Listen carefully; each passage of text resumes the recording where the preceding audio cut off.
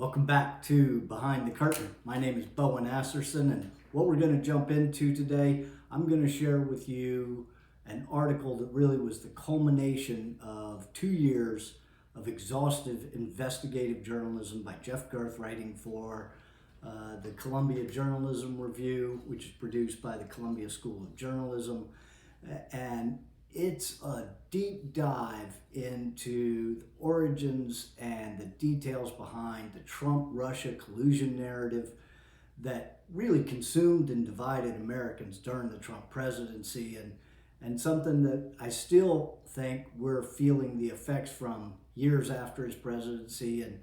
And as we all know, he's recently announced his intention to run for president in 2024. And what, if anything, or how will the media's actions during his previous time as president affect their coverage of Trump and his presidency if he wins again in 2024. Nobody knows whether he will, but regardless, will it and could it affect it? So it's titled The Press versus the President. It is a 4-part piece, extremely long. We're just going to cover part 1 today. Before I do, jump on down, hit the like button, smash the like button. Take just a second, just a little second, hit that like button. Subscribe, share it with your friends. Helps me to create more content, grow the channel for you, my loyal listeners.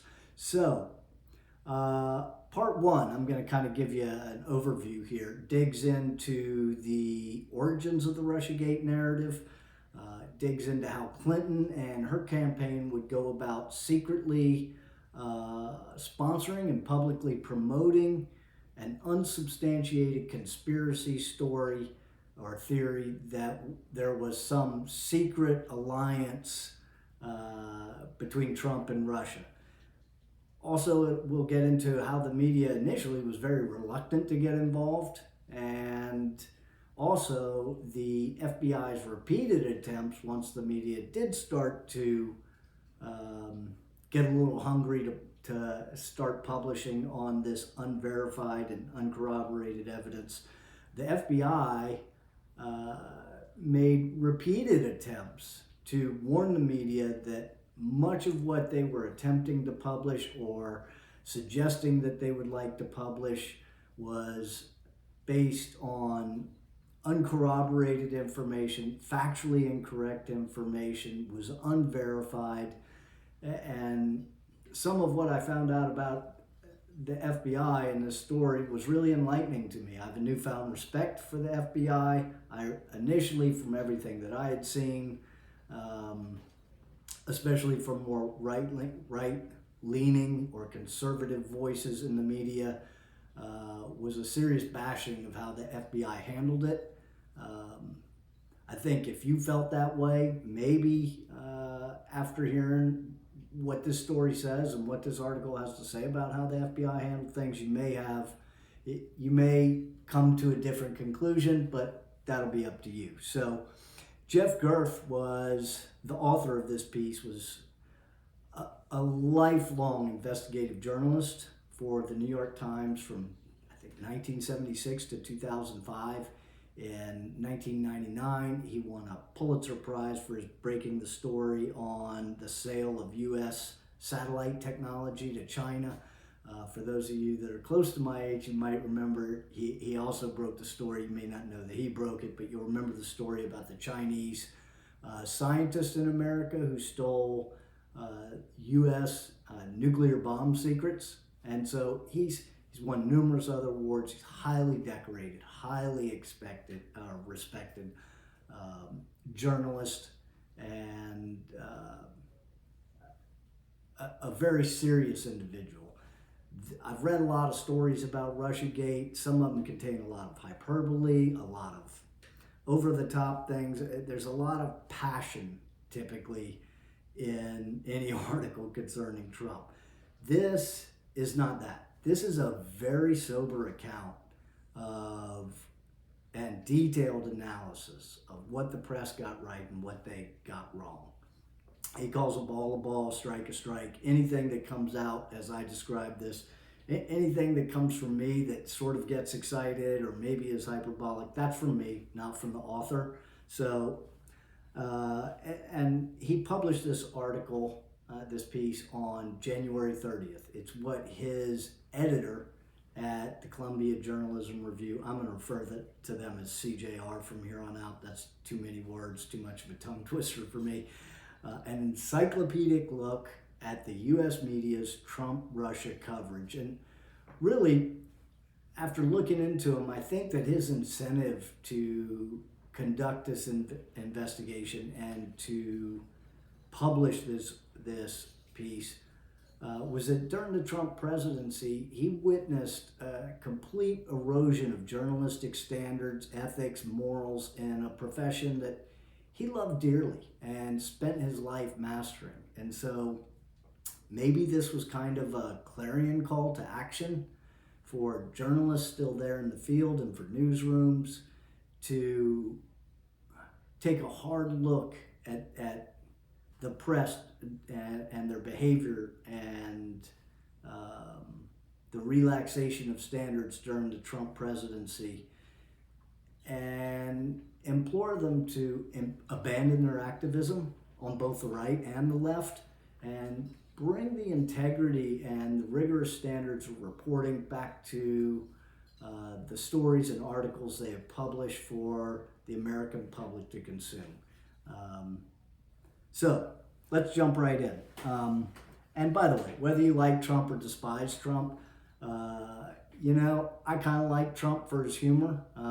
I voted for him. I don't know if I would vote for him again. He's done a lot of things I disagree with, and if we can find a better candidate on either side, I would vote for them before I would vote for Trump, but we need to find a better candidate. There are some out there. Regardless, there's no in the middle on Trump. You either like him or you hate him. And regardless, I think either side of the fence that you sit on, you're going to find this to be a very fascinating and detailed forensic autopsy of the Trump-Russia collusion narrative that the mainstream media fondly called Russiagate. And this is just my impression of why they called it Russiagate. I think, in journalism today, it seems that there could be a lot of prestige, especially during the Trump era, of breaking news stories, bombshell reports, and maybe they envision themselves being the hero at the center of Russiagate, very similar to Woodward and Bernstein were at the center of and broke the stories for the Washington Post of Watergate, which, as you know, led to the impeachment and eventual resigning from office of the president, Richard Nixon.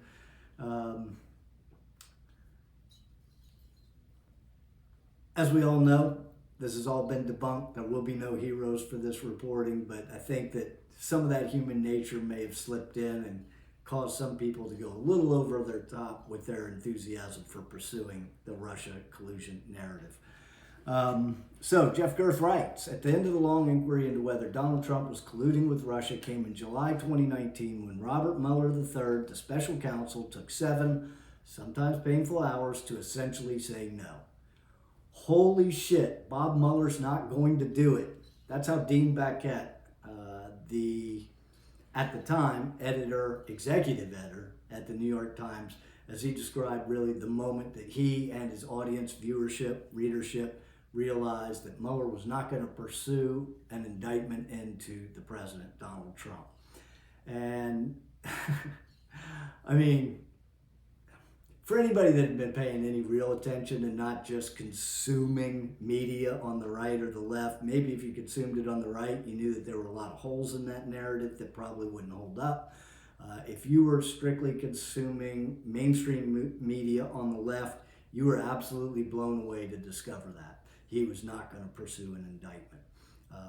But if you had taken the time, and a lot of people don't have time, to actually do any independent research, look at independent journalists, people who had left mainstream media because the bias was becoming, on both sides, a little too overbearing and that they were being forced to relax their journalistic standards. And when they spoke out about their side's coverage of this story, the Russiagate narrative, they faced pretty severe consequences. If you had listened to any of these truly honest and respectable reporters, and we'll talk about them, you would have known that Bob Mueller could not reach any other conclusion that there was no collusion. So Baquet acknowledged that the Times had been caught a little tiny bit flat-footed.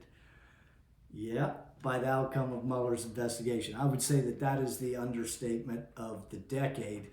And Jeff Gerth writes, neither Baquet nor his successor nor any of the paper's reporters would offer anything like a post-mortem of the paper's Trump-Russia saga. In fact, Baquet added, I think we covered that story better than anyone else, in a statement to Jeff Gerth. The Times continues to this day to stand by its reporting. But outside of the Times' own bubble and the bubble of whatever you want to call it, legacy media, corporate media, the mainstream media, which includes Fox News and then a whole bevy of more left-leaning and some very left-leaning news organizations in print, broadcast, television. The damage to the credibility of these organizations is really almost hard to measure, but it has been critical to the success and failures that we're seeing now within that media landscape. So at its root really was an undeclared war between an entrenched media and a very disruptive presidency with its own hyperbolic version of the truth, Trump. Like my grandfather said, never let the truth stand in the way of a good story. I think he and Trump were kind of on the same page, prone to hyperbole and not absolutely married to the truth on every occasion. Although a lot of the stuff Trump did was right, a lot of the stuff he said was just undeniably false. So I'm not going to beat that. But Trump and his supporters in the conservative media certainly fueled the ensuing political storm, but the hottest flashpoints really, as Gerth writes, emerged from the work of mainstream journalism. And I think we all know the two most inflammatory and enduring slogans to come out of the Trump presidency were fake news and the news being the enemy of the people. And, they grew out of two stories, he writes, in the first weeks of 2017 about Trump and Russia that wound up being significantly flawed or based on uncorroborated or debunked information, according to FBI documents that later became public. Both relied on anonymous sources. And there were a lot of anonymous sources during the Trump era. There were not a lot of sources willing to go on the record. There were a lot of leaks from inside the intelligence agency, from inside Congress and the Senate, specifically Congress. And that'll be in a later chapter that we'll cover, not today. We heard a lot of people familiar with the matter. Who the hell are people familiar with the matter? Is that your girlfriend's friend who knows somebody, who heard from somebody they like, who's a staffer in the White House? I mean, really, who is somebody familiar with the matter? I mean, that could be anybody. So we saw a real relaxation of standards as far as how the media was sourcing their information and how credible how credible we could expect those sources to be. And it created a lot of skepticism, I think, in the American public. So before the 2016 election, according to Gerth, most Americans trusted the traditional media. I wouldn't have guessed that, but the trend was positive according to the Edelman Trust Barometer. I don't know what that is, but apparently Gerth does. And That trend was positive prior to the 2016 election. Today, the United States media has the lowest credibility, 26% out of 46 developed nations. Among 46 developed nations, the press in the United States has the lowest credibility at 26%. That has to be akin to that might be what Pravda has, or, Russian media, state-sponsored media, probably has low credibility, but it can't be much lower than 26%. In 2021, 83% of Americans saw fake news as a problem. And by the way, that lowest credibility number came from a 2022 study by the Reuters Institute for the Study of Journalism. So if you want to look that up. 83% of Americans in 2021 saw fake news as a problem. That's a problem. It's a problem when the American public can't trust the people who are the fourth estate, the people that are charged with the responsibility of holding government officials to account. When those people become activists, when they become partisan, they lose trust and credibility. There's a reason people don't trust government, because they're partisan. We need the press to not be partisan. We need them. It's fine to have a bias. Be honest about your bias. Don't claim that you're unbiased and then be completely partisan in your reporting. And that goes for Fox, that goes for MSNBC, CNN, the New York Times, Washington Post, Washington Examiner, all of them. If you're going to have a bias, own it and then report. But truly what Americans need is a media that is committed to removing their personal bias from their reporting, at least as much as you could be expected to. Trump, in 2 interviews with CJR and Jeff Gerth, made it clear he remains furious over what he calls the witch hunt or the hoax and remains obsessed with Mueller. Can you blame him? The guy was absolutely innocent. Absolutely everything they said about him was completely false. And he was a newly elected president and being constantly accused, inundated with stories about being a puppet of the Kremlin. I think my behavior, and I bet your behavior, would have been far worse than Trump's behavior. Although, fortunately, I'm not president of the United States, so I have a little more leeway. Trump made it clear to Gerth that in the early weeks of 2017, after initially hoping to get along with the press, he found himself just swamped with these Russia collusion stories. And he states that Trump says, I realized early on I had 2 jobs. The first was to run the country. That's what we hired the president to do. And the second was survival. Our presidents should not have to survive. He says the stories were unbelievably fake. I think most people know that anyway at this point. If you didn't have time to really watch a lot of media, you're probably going to find this pretty interesting. So what follows the story of Trump, Russia, and the press? Gerth, at the beginning of the article, quotes Bob Woodward. That was a big get for him to get Bob Woodward on the record. Bob Woodward was the guy that broke Watergate and the Nixon scandal. Bob Woodward of the Washington Post told Gerth that news coverage of the Russia inquiry wasn't handled well. Again, I'd say that's another understatement. And that he thought viewers and readers had been, quote unquote, cheated. And he urged newsrooms to walk down the painful road of introspection. My question is, where were you, Bob Woodward, at the beginning when all this was going on? When such a highly decorated, such a highly respected journalist as Bob Woodward, if you had just written an article or just said out loud, hey, cool your jets, guys. We need to make sure that the allegations that we're making and the stories we're publishing are actually supported by credible, verifiable sources and verifiable facts. America could have avoided a lot of pain. I'm not putting all that on Bob Woodward's shoulders, but man, it would have been nice if he had stuck his neck out and done something like that. So over the past 2 years, Girth put questions to and received answer from Trump and his detractors.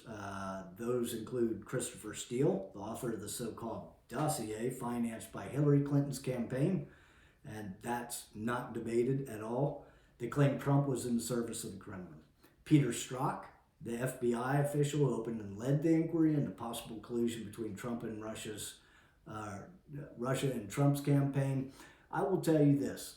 As we were going through all of this, especially when Strzok was being interrogated on the stand for how he handled the Trump-Russia inquiry, and everything that I was seeing made that guy look pretty bad. It was clear from his personal texts with his girlfriend, Lisa Page, who also worked for the FBI, that he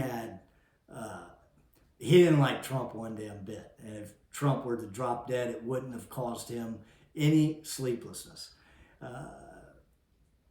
And I believe that probably seriously impacted his ability to act as a professional. What I've learned in this article is that Strzok, contrary to what news on the right may have led you to believe, acted in an extraordinarily admirable way most of the time. And in my opinion, he acted far better than the members of the media who really, I think, damaged their integrity and credibility for their handling of the entire story. He also sought interviews anyway, often unsuccessfully, with all the journalists in print, broadcast, online, in hopes that they would cooperate with the same level of scrutiny that they applied to Trump. Guess how many takers he got? Not a lot. Nobody likes to be cross-examined when they spent 2 years promoting what now is widely accepted as completely debunked. And really, do you want to put your ego on the line and go on the record for that? It's easier just to kind of, I think for most of us, just tuck your tail, go in a corner and hide. Very difficult, my experience has been in dealing with people my whole life, very difficult for most people to accept accountability for their actions, to own mistakes that they made, and to shoulder them and to stand up and be accountable. So for those reporters, I think many of whom may have known that they acted dishonorably and they didn't act with the integrity that they should have,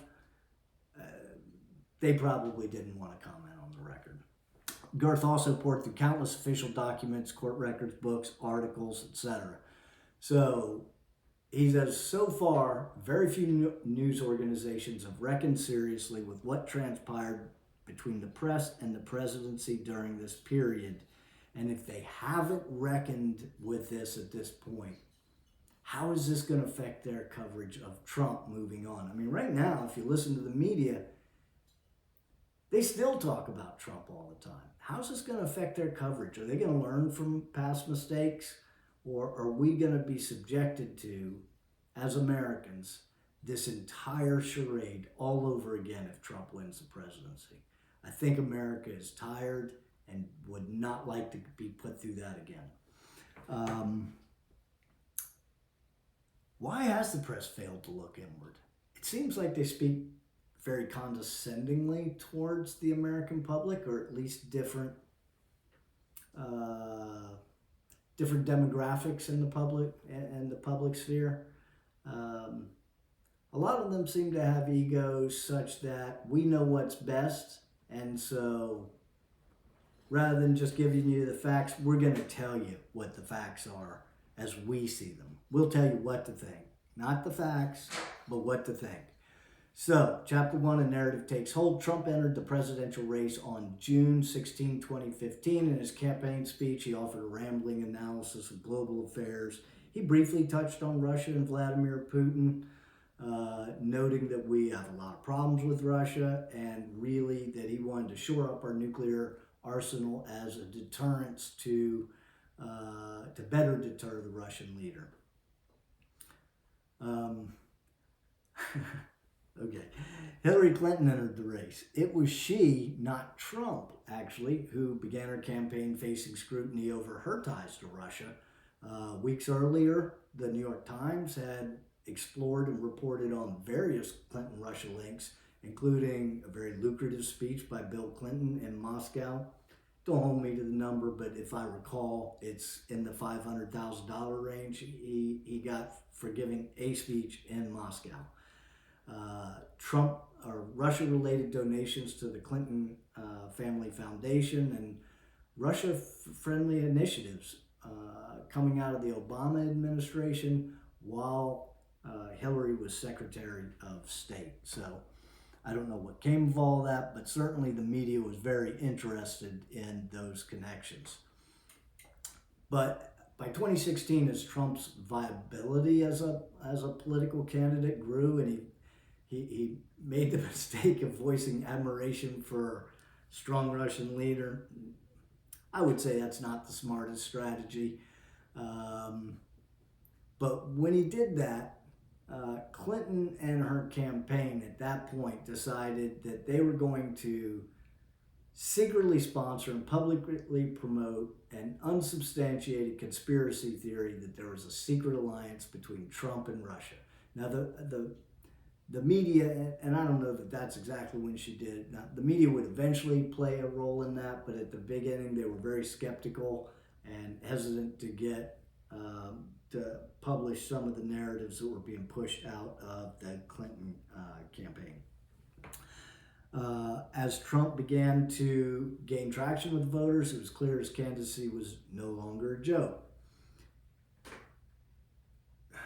Trump was so hugely profitable for the media.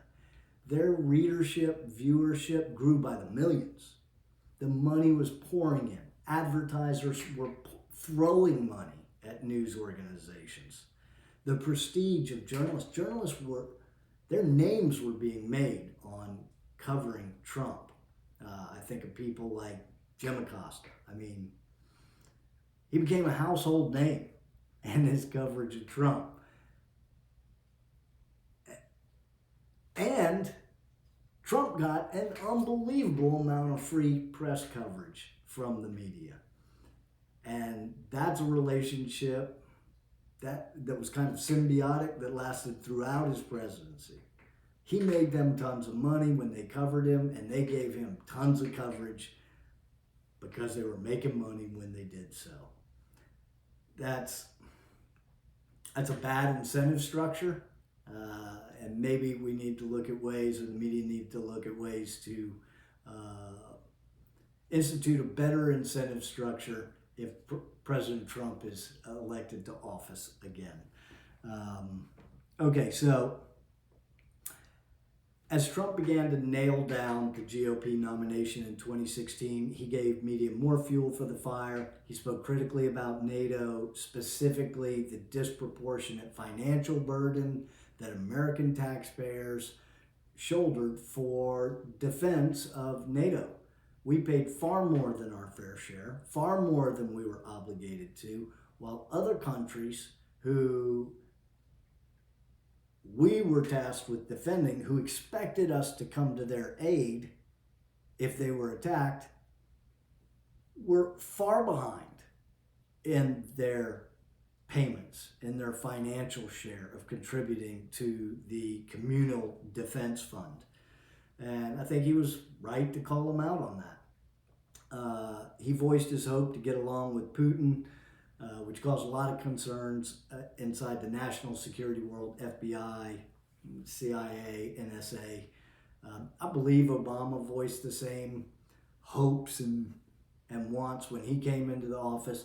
Both Trump and Obama found out very quickly that it's not up to the U.S. president, but to Vladimir Putin himself, who is a dictator, who does what he wants. It's up to him, and he is a very difficult man, as we saw. Neither Trump nor Obama were able to have a good relationship with Vladimir Putin.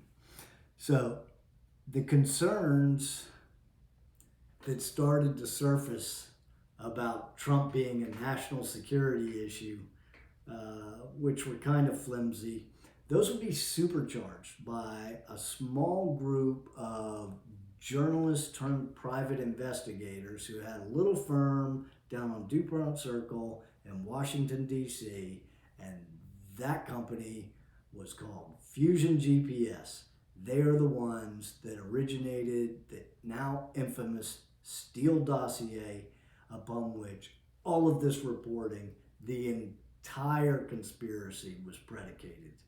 And we'll cover more about that. But in late May of 2016, Glenn Simpson, who was a former Wall Street Journal reporter and a Fusion co-founder, got a new research contract. He had an old research contract. He was hired by a very conservative client to provide opposition research against Trump during the Republican primaries. Once Trump became the party nominee, that client no longer had a need for Fusion GPS. Apparently, they weren't able to provide the kind of information on Trump that prevented Trump from winning the GOP nomination. However, Fusion GPS got a new contract. Hillary Clinton's campaign hired a law firm that hired Fusion GPS, whose new mission was human intelligence gathering specifically on Trump and Russia. So, Simpson, one of the co-founders, flies to London, meets with Christopher Steele, who is a former MI6 agent, that's British Secret Service, explains to them that, hey, we want to get rid of Trump. We need somebody to do a little opposition research. Will you do it? Steele agrees to conduct the opposition research, and the rest is history, and we'll talk about that history. But essentially, he fabricated most of the dossier through barroom rumors and very shady sources. At the same time, Washington Post broke a story that the DNC was hacked, the Democratic National Committee, a breach that they attributed to a Romanian hacker called Guccifer 2.0. And he published the DNC data, starting with the party's negative research on Trump, followed by the DNC dossier on its own candidate, Clinton. And some of you may remember that Bernie supporters were outraged because it was clear in this email dump that the DNC was actually helping to fund and promote Clinton to be their party's candidate and actively working to keep Bernie from being the party nominee. At a time when I believe Bernie was leading in the polls. It was pretty underhanded. Then another Washington Post story headlined, Inside Trump's Financial Ties to Russia and His Unusual Flattery of Vladimir Putin. It's an awful long headline. Talked about Trump's desire for a new partnership with Russia, coupled with a possible overhaul of NATO, which NATO probably could use an overhaul. I'm not an expert in NATO, but if we've been doing the same thing for 50 years, maybe it needs to be tweaked a little bit. A collection of Trump advisors with financial ties to Russia, and for some reason they included the multiple times Trump himself had tried and failed to do a real estate deal in Moscow. Trump was not a politician prior to his decision to run for president. He was a businessman, a real estate mogul, a real estate developer, and also what he mainly sold was his brand, Trump Tower, Trump Plaza. People paid him a lot of money to put his name on their elite hotels and resorts. His only purpose was to make a profit. And if you are an entrepreneur or somebody who's in the business of making money, which is what business is, if you can make money doing business in Russia, you go to Russia. If you can make money building a tower in China, you go to China. That just makes you a smart business person. Saying, no, I don't want to make millions and millions of dollars by putting my name on a building in Russia would make Trump stupid. So I'm not really sure why they needed to throw that in there. The lead author of the story, though, Tom Omberger, was friends with the co-founder of Fusion. And it surfaced that they exchanged numerous texts, a clear conflict of interest between, if you do all the links, the Clinton campaign who hired Fusion GPS, who was feeding raw data, raw unsubstantiated data to the press. Of course, both Omberger and the Washington Post declined to comment on Omberger's ties to Fusion and really anything else about it. On July 18 of 2016, there were a few more hits. Josh Rogan of the Washington Post wrote a piece, and it's kind of piggybacking off of the Washington Post article written by Omberger. He wrote a piece about the Republican platform position on Ukraine under the headline, Trump campaign guts the GOP's anti-Russian stance on Ukraine. Rogan's piece caught the attention of other journalists. Paul Krugman of the New York Times called Trump the Siberian candidate. Catchy. Jeffrey Goldberg, the editor of The Atlantic, labeled Trump a de facto agent of Putin. Really? I mean, subsequent investigations found that the original draft of the GOP platform was actually strengthened by tightening sanctions on Russia for Ukraine-related actions, if warranted, and calling for additional assistance and defensive military assistance for Ukraine, something that was a step too far for the Obama administration. And I'm not here to bash Obama. For whatever reason, his administration decided not to engage with Ukraine. Matt Taibbi of Rolling Stone, who's a longtime writer for Rolling Stone, grew uneasy about the Trump-Russia coverage. And I follow Matt Taibbi because he's an independent journalist, definitely a man of the left, but a guy that I see that calls balls and strikes that are balls and strikes. He'll call out Republicans, he'll call out Democrats, and he's a man of good, strong character. And there's a number of other independent journalists out there that are the same exact way. I don't agree with everything he reports, but I feel that I can trust that he'll report it accurately and honestly to the best of his ability. Girth says that Taibbi grew uneasy about the Trump-Russia coverage. Eventually, he would compare the media's performance to its failures during the run-up to the Iraq War, of which there were many failures. He said that the more neutral approach to reporting went completely out the window once Trump got elected. And he talked about that a lot. He was very uncomfortable with the way his fellow journalists, his peers, were handling the investigation into Donald Trump. He felt that it was not a good direction they were headed. And he said that saying anything that did not align with the narrative, the repercussions were huge to any journalist that stepped out of line. Literally, journalists lost their jobs. People like Barry Weiss at the New York Times, people like Glenn Greenwald of The Intercept, who founded The Intercept, Aaron Mate of The Nation. Good, strong individual. Now they're all independent. They write for Substack. They all have their own Substack. You could probably find, I believe Glenn Greenwald is on Rumble, maybe on YouTube. Check them out. They're great journalists. I have a lot of respect for them. July 24th, Hillary's campaign manager told CNN and ABC, according to unnamed experts, Trump had changed the platform, and they just manufactured this story out of whole cloth. According to unnamed experts, Trump had changed the platform to be more pro-Russian, and that the DNC email hack was done by the Russians to help Trump win the election. Okay, well, I don't know how they ascertained that information, and so far, nothing to substantiate that claim has ever come to light, to the best of my knowledge. That story didn't really gain a lot of traction because there wasn't a lot of verifiable evidence. So most media outlets did not go anywhere with it, to their credit. 2 days later, however, on July 26, according to notes declassified in 2020, the then CIA director, John Brennan, gave President Obama a briefing. And what was in that briefing?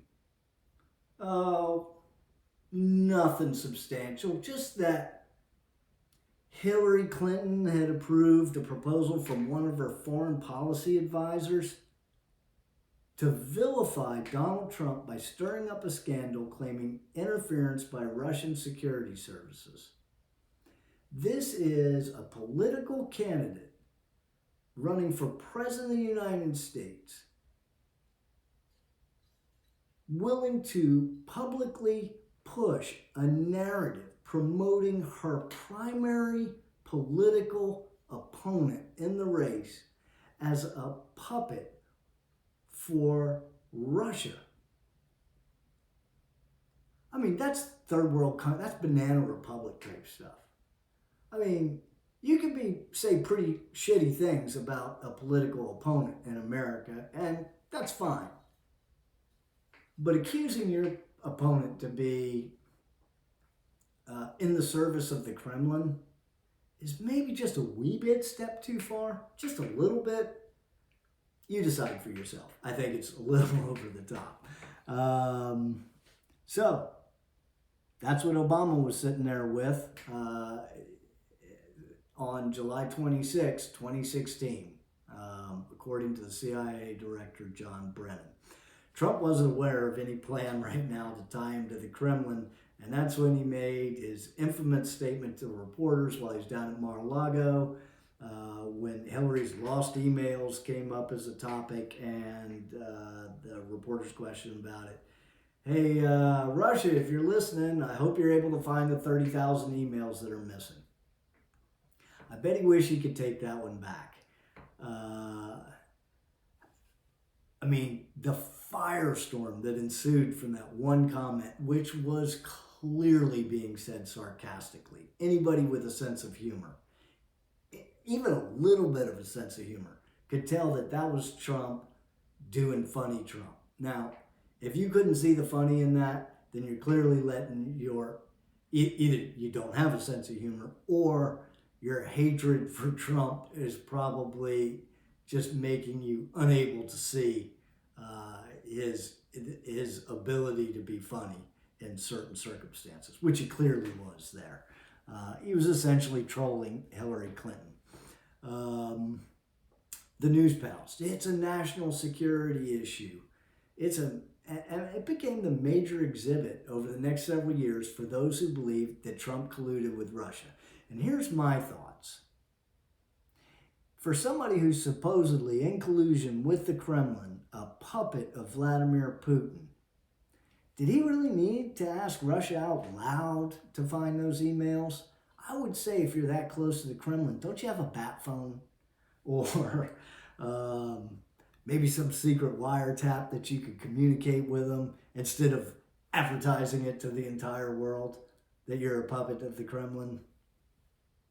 I don't know. That's me being a little sarcastic, but I think the whole thing was overblown and ridiculous.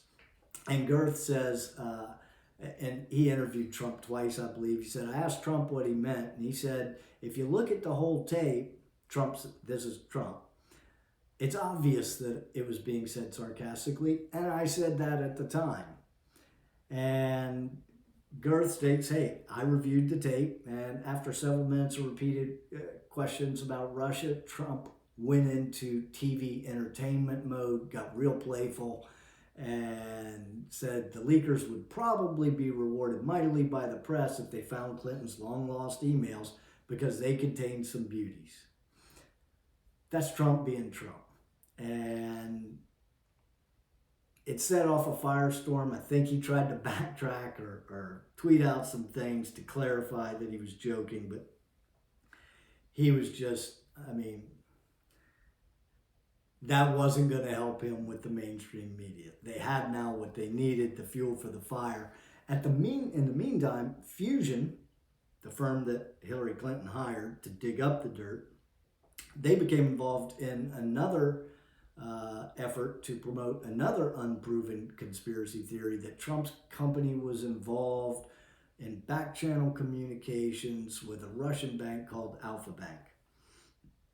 Now, according to a federal prosecutor's court filings in 2022, hundreds of emails were exchanged between Fusion employees, essentially working to dig up dirt on behalf of Hillary Clinton on Donald Trump. Hundreds of emails were exchanged between these people and reporters for such outlets as ABC, The Wall Street Journal, Yahoo, The Washington Post, Slate, Reuters, and The Times during the last months of the campaign.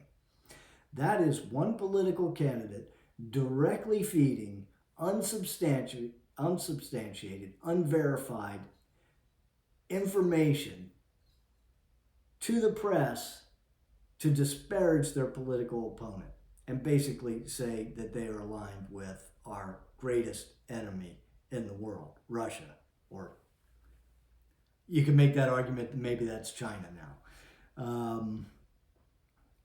And also that it included hints to contact government and campaign officials to bolster the information's credibility.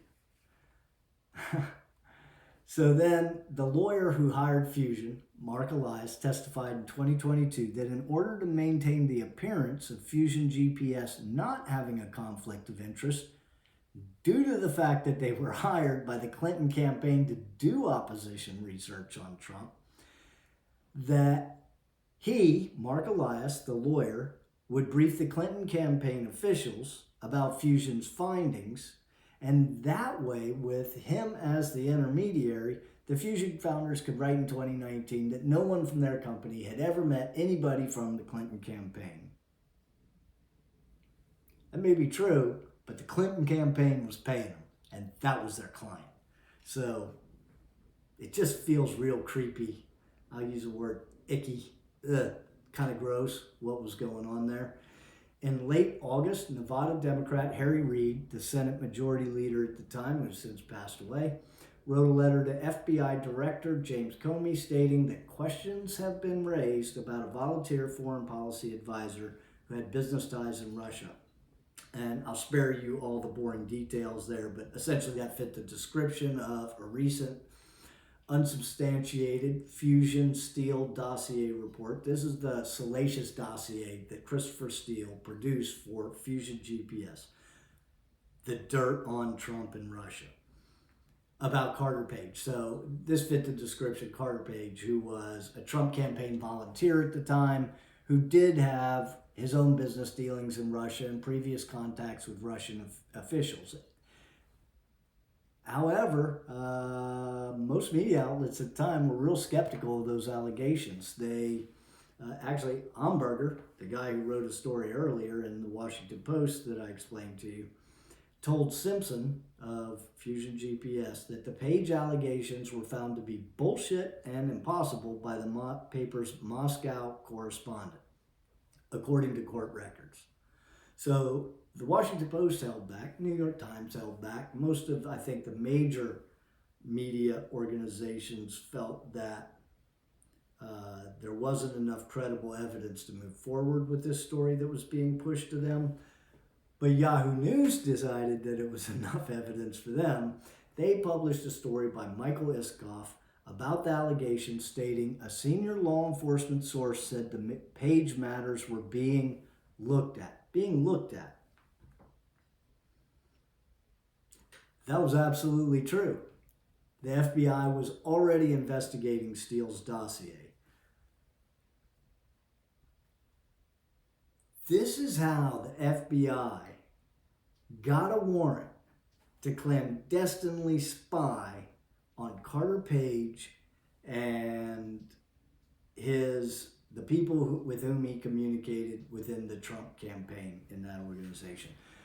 They got a FISA court warrant from the FISA court, which is a federal court that national security, you're not just allowed to spy on American citizens, right? So if a national security agency wants to spy, wiretap on an American citizen, they have to go to a federal court and say, hey, here's why we think we need the warrant.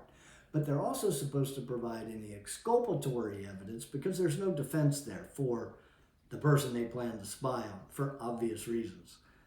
They didn't provide any exculpatory evidence. They used what they knew was already bullshit Steele dossier. They knew that thing was bullshit. They used that to get the warrant. So I don't think that that was such a great thing. And they didn't provide any exculpatory evidence for Page, including his previous cooperation with the CIA and more recent statements he made to an FBI informant, according to a subsequent Justice Department inquiry. So that caused a big stink. Carter Page just decided to step away from the Trump campaign, and he sort of just stepped away and went off into the netherworld. It was really a shame that he was treated that way. The Clinton campaign, however, when this story came out on Yahoo, put out a statement on Twitter linking to what it called the bombshell report on Yahoo. So Clinton's campaign says, hey, go check out this bombshell report on Yahoo. What they didn't say in a tweet was, oh, hey, by the way, we secretly paid the people that pitched this story to Yahoo. Essentially, the campaign was boosting through the press a storyline itself had engineered. I mean, there's crooked, and then there's just deplorably crooked, and that is crooked as hell. I give it to Hillary Clinton. She takes crooked to a whole new level. Isikoff, by the way, the author of that Yahoo article, by late 2018 began publicly casting doubt about accuracy in the dossier claims and told CJR that in retrospect never should have been given the credence it was. The 2016 dossiers claim, any of the claims, were never corroborated by the media. In fact, the FBI offered Christopher Steele $1 million to corroborate any of the claims in that dossier. He said he could not do that. That's verified. They offered him $1 million. For $1 million, I would have at least tried to verify it. He said it was unverified and essentially unverifiable. The Alpha Bank allegations of back-channel communication was not corroborated. The Clinton campaign in mid-September was eagerly anticipating a bombshell report on the Trump-Russia back-channel communications for the Times. And a guy named Sussman, who worked for Fusion GPS, texted James Baker, who was the general counsel of the FBI, seeking a meeting on a sensitive matter. And Sussman briefed him about the back-channel allegations, pointing out that the Times, in fact, was about to publish an article about this, an article where the information was provided to by the company this guy Sussman was working for. So anyway, some back and forth, and the New York Times reporters met with the FBI, where officials, including Baker, asked them to hold off on publishing anything related to these back-channel allegations until they could further investigate the allegations. The New York Times, to its credit, agreed to hold off on publishing the story. Meanwhile, the Bureau investigated and quickly concluded that there was no there. It was empty. There was nothing to it. And once the Times learned of the dead end, they canned the story. Baquette told the reporters, Baquette, who was the editor of the Times, you don't have it yet. And they canned the story. So good for them. I'll give them credit for that. That's one of the few things they're going to get credit for. In early October, the intelligence community concluded that Russia had been behind the recent hacks, a pattern of behavior not new to Moscow. Not new to Moscow, it's not new to China, it's not new to the U.S. government. We influence elections and interfere in elections, basically to sow discord. But he said it would be extremely difficult, even for a nation state, to alter voter ballots or election data. Who was making claims that the election was stolen? Was that Donald Trump in 2020? Or, was that Hillary Clinton who said that Trump was an illegitimate president because the Russians stole the election on his behalf because of his relationship with the Russians? I believe that was Hillary Clinton. Was it? And were the Democrats, was it Nancy Pelosi, the third most powerful woman in the country, the Speaker of the House of Representatives, that also said Trump was an illegitimate president because the election was stolen?